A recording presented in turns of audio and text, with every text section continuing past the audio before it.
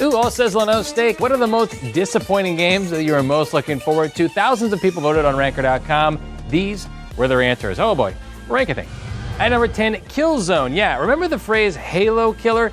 Killzone is probably the game most closely associated with it. How would that even work? Everyone plays Killzone and exclaims, hey, this game is so good we will never play Halo again. In truth, it was a fairly standard first-person shooter that combined Call of Duty with sci-fi. Somehow, Halo lived to see another day.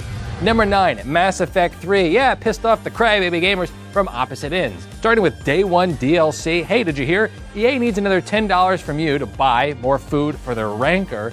And the ending, oh, the horror. The horror, yes. I won't give away how terrible it is, even though this game is about 4 years old. But this accurately represents how you feel, right there.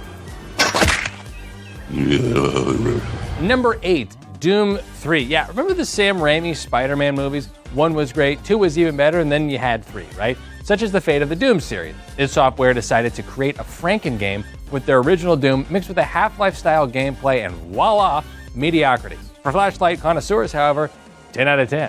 Number 7, again according to the voters, was Watch Dogs. This game was not that bad. It was the fact that it was delayed and everyone loves crapping on Ubisoft.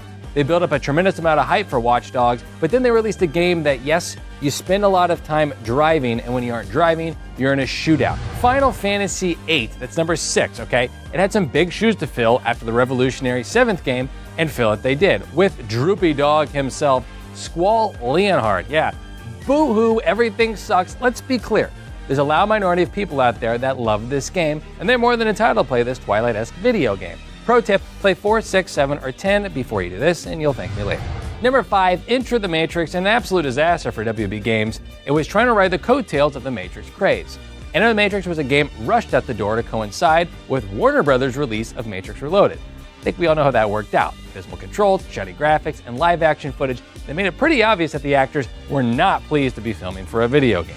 SimCity number 4, EA required always online gameplay for this one, caused all hell to break loose. It was a tragedy of epic proportions because the servers were slow and gamers united to counter this evil. We will not go quietly into the night, is what everyone said.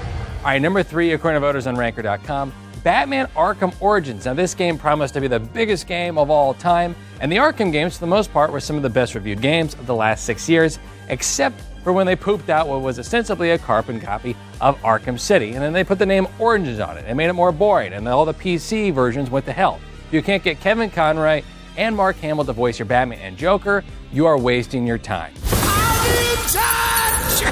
Let God sort them out. Hey, number 2, Duke Nukem Forever, a game many people didn't think would come out until Gearbox Software acquired the rights to it, and unfortunately when the game came out, everyone was just like, oh boy, the long-awaited sequel sucked. From terrible design to ungodly loading times, pay attention to Duke when he says, that's gotta hurt. It was a game that was rushed, went between too many developers, and it ended up on number 2 on this list. Finally, at number 1, a lot of people claim Resident Evil has strayed too far from its survival horror roots, and the 6th entry was the worst offender of that. But let's remember, there are plenty of things outside of this that get better with age. Liam Neeson, a 1985 Richard Moore Grand Chew, Donovan from The Last Crusade, and violins. Make sure to visit Ranker.com and vote on which games fail to blow your skirt up. Is that a thing people say? I'm going to say it anyway. Hey, we're ranking things.